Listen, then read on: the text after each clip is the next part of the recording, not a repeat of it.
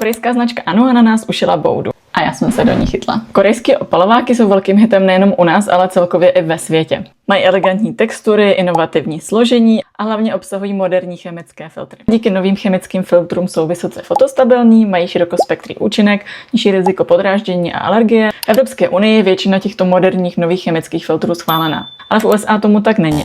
Takže moderní filtry jako Tinisorb, Juvenil a Meroxyl tam schválené nejsou. A vzhledem k tomu, že korejské značky cílí na americký trh, tak se tomu museli přizpůsobit.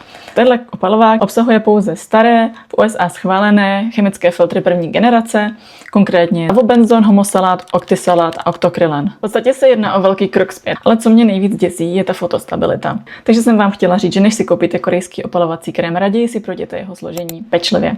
A tenhle krém bohužel není jediný. Do popisku vám napíšu, které krémy jsem doma našla, které mají taky zastaralé chemické filtry. Do komentáře napište, jestli jste taky nějaký doma našli, ať si na ně dáme všichni pozor.